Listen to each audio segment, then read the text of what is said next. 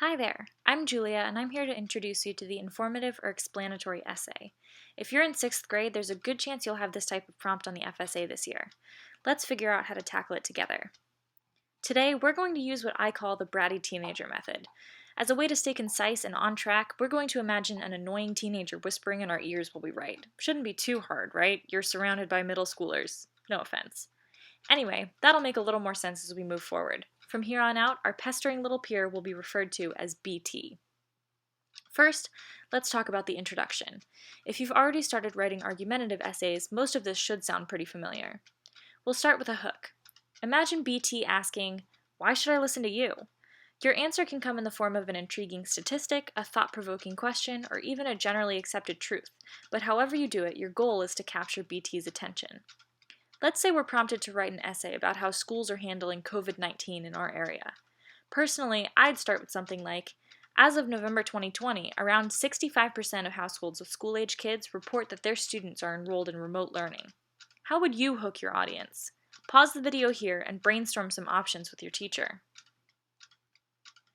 Next, we need 2 to 3 sentences of background information. If you're confused by what to write in this section, don't worry, you're not alone. Here's how I like to imagine it. If my reader grew up on the planet Krypton and it was their first ever day on Earth, they should still be able to read my essay and have a pretty good understanding of what I'm talking about. What do they need to know to have a basic grasp of my writing? In our COVID-19 example, I might go with something like this.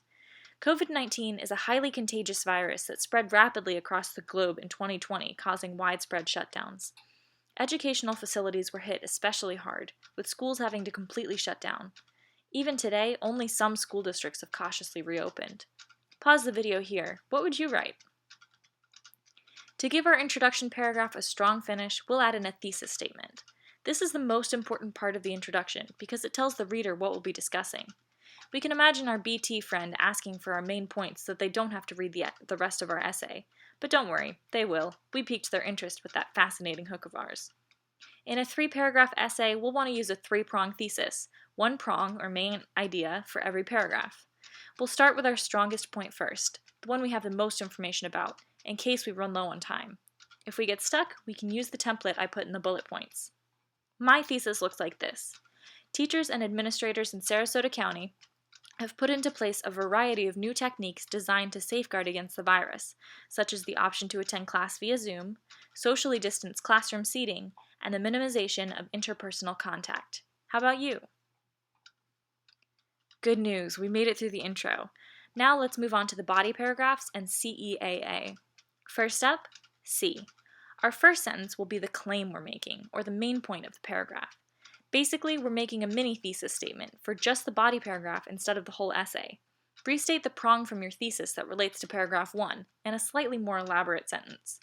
Our first prong from before was the option to attend class via Zoom, so we might start with something like, new and advanced technology has made it possible for students to attend class remotely in real time.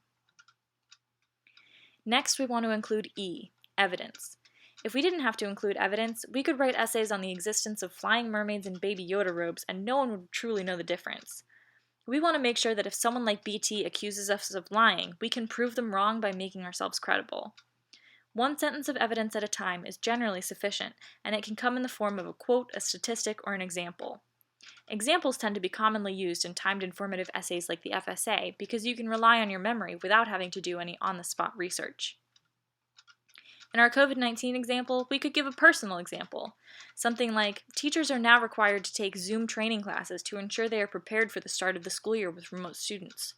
Or, in-person class sizes at Pineview School have decreased significantly with the newly added option for remote learning. Lastly, we'll tie it all together with some analysis.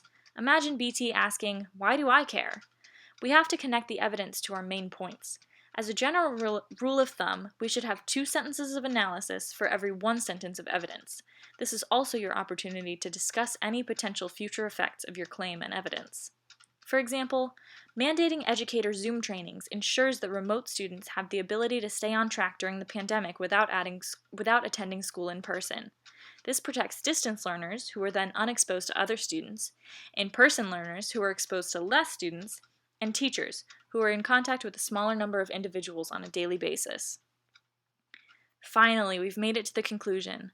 This is the easiest part of the essay. Take a deep breath. Here, all we have to do is remind our reader of our main points. After all, our details were pretty interesting, and they may have gotten sidetracked. We can use different words to restate our thesis and provide the reader with a last thought or two. Imagine that the BT in your ear just looked up from their Among Us game only to ask, "Wait, what? Sorry, I wasn't listening." What a jerk, right? In our COVID essay, we might remind BT, new methods are being implemented all over America to protect against contagion. As we become more comfortable with distance learning, spaced out seating, and no contact lessons, education and public health could be changed forever. I know that was a major info dump, but you can access this video anytime on Lexi's Fun Friday YouTube channel. Good luck on your FSA Informative Essay!